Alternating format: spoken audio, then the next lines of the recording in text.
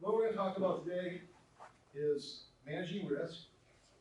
We're going to spend a fair amount of time on understanding the cost accounting side of what we do.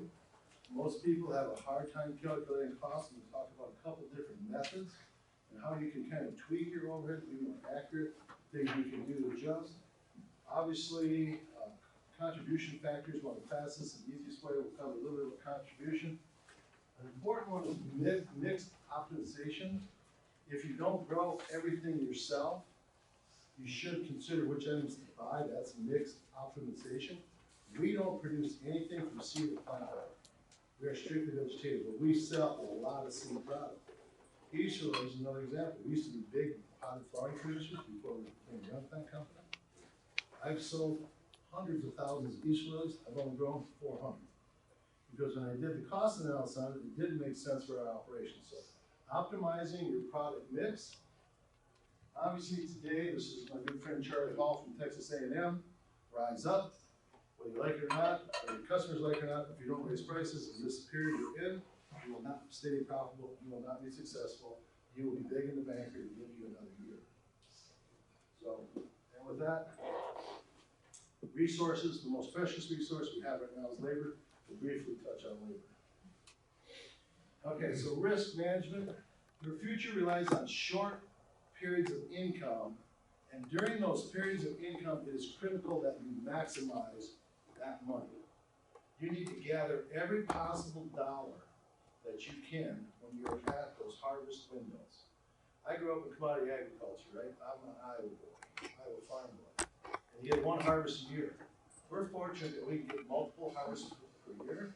I will show you why multiple harvests over single crop harvest matters in making money in this business. Now remember, so during those peak harvest periods, you want to really think about know your strengths, what you're good at, optimize the most you can produce of those products within that, reduce loss and waste. I will show you in spreadsheets today how dump kills you, any amount of dump. If you plant 100, you better sell 98 or 99. That really means inputs matter.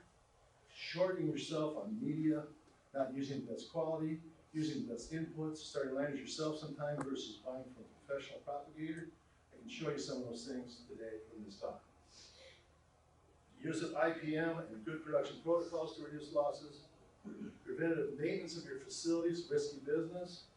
Don't go down in a snowstorm. Don't have electricity go out during the summer and you cook your crop.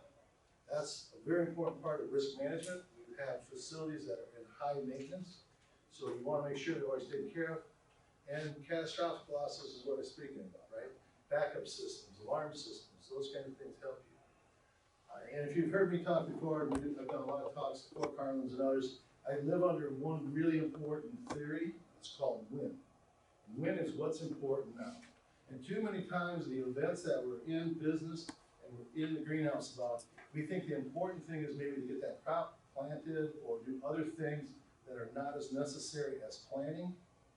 We always try to prioritize what we do in the win philosophy. What's important now? Making sure that we look at what is in front of us and what in the future to spend our time on the things that are going to drive the company the furthest. So it's easier for me to get caught up in day-to-day plant weather, but if I'm not forward planning for the company to stay ahead of the flow, then we're not ready for the next step. So especially when you're a smaller operation, too often you get caught up and you can't take time to do what's really important for your business to be successful. We also live by a rule of plant cutters: question everything we do. Every year, coming up here in September, we test everything we do in rooting and cutting for our customers because it matches our spring production cycle that we do to do products for you guys. We test our medias against all other medias. We test rooting processes. We test growth hormones. We test rooting hormones. We test and question everything we do every year to make sure we're doing is the best we can. So when you look at the practices you have, a lot of times we inherit those practices because we've always done it this way, or this is the way my dad always did it, or all the things that get us in the box. We forget about what's really important. And what's really important is ask yourself why we do it this way. Ask that question often. Get other people involved, especially now, efficiency. Think about the way you're doing it. Can I take a step out of the process? I'm a big believer in no pinch. No pinch spreads disease.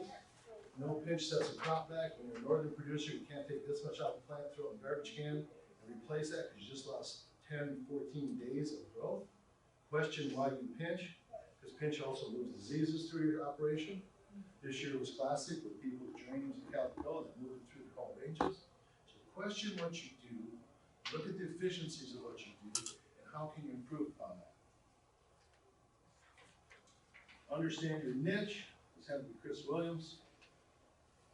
Chris understood where his niche is, so every operation, no matter size, we know our niche at Plant Feather very well. We've defined that niche over time of what it is and what we're best at. We all have certain things we're good at and things we're not so good at. You want to be the best at what you're good at. You want to be the best in that category. It doesn't matter your size or your scope, but always accelerate and push those things you're comfortable with and you can take to the next level. So in this case, they are red butters and annuals and pears we grow ourselves. In our case, it's vegetative annuals and we will buy all the seed stuff. This goes back to basically what's important from the wind standpoint. Plan your success and plan to plan. Too many times we will overplant things that we're going to have problems with. We're not going to sell it all. We're going to overdo, set a plan in place, set that plan early, build and grow to the plan, follow that plan to fruition, evaluate once you've completed the plan, which is the next step. For us, that's important. And that's record, review, and improve. Get a team of people together. Stacy on the sales team is in there. Production people in there. Supply chain people in that meeting. What did we do? Did we match the plan? How did the plan work? What our expectation was? Let's adjust the plan for the following year. We're in the backside of that process. That's been a summer process to spring. That's an ongoing process with us all seasons. And we evaluate what happened. We make sure we don't do this because we're famous for reinventing the wheel at Plant Feather. We've learned from 42 years a lot of mistakes we've made and try not to make twice, but that's part of it. Another one that today is a classic opportunity is take advantage of your vendors. The best companies in this industry have tech support. Often those tech people are way underutilized. I made it a point as our company to reach out to all of those people. If you walk this floor, most of them know Plant Feather, not because we're the biggest grower, but because we make that connection. So when we have a problem, or you call us and you have a cultural problem on a product we produce for you, we have a connection. We use that tech to support you. Those techs are there to help you improve it. It doesn't cost you a thing. If you are a customer of OHP, if you buy Syngenta Genetics, if you buy Human Genetics, whatever company you do, the Pete company is awesome for it. We're with Premier. The Premier techs all know us firsthand. Every soil test we send is evaluated. It doesn't cost us any more money. Use that to your advantage. It's so important that you use people to your advantage. So they're there for you to use and utilize as a free resource. Another one of our principles at Plant Feather, right? Uniformity creates conformity. And what we're after in this business is conformity. Yeah, conformity creates uniform plants. That means every pot you fill is of equal size, equal soil loading, equal compaction, everything that you can make equal from the beginning.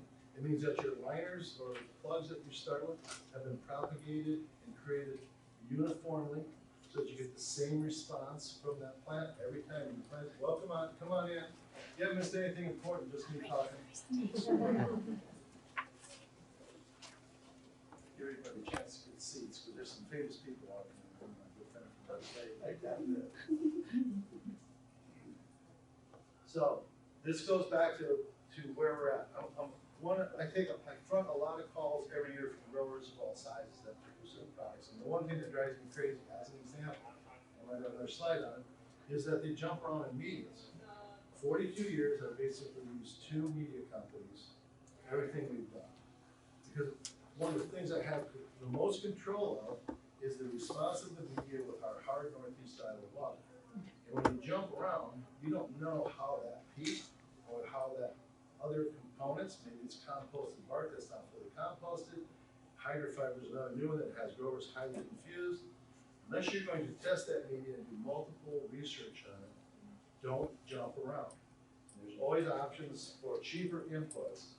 And question yourself why they're cheaper inputs. And this is actually, this segues to the slide, because this is what I spoke about, right? Risk management is what we're talking about. Find a quality input. Doesn't matter what that, I'm using media as this example, but once you understand what quality input does and how it responds to your greenhouses, don't change it.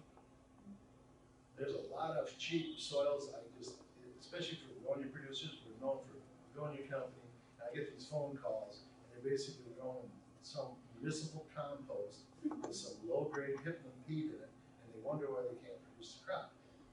Right? Well, here's a crop that's super sensitive to porosity and drainage and how it responds to the plant, and they jump around, and the year before that, there's some other media, and so this is one of the big stick around is understand it and take one of the unknown variables out of your operation, and that's jumping soil contents. It's one of the things we do have to get control of. This is us. We did this, so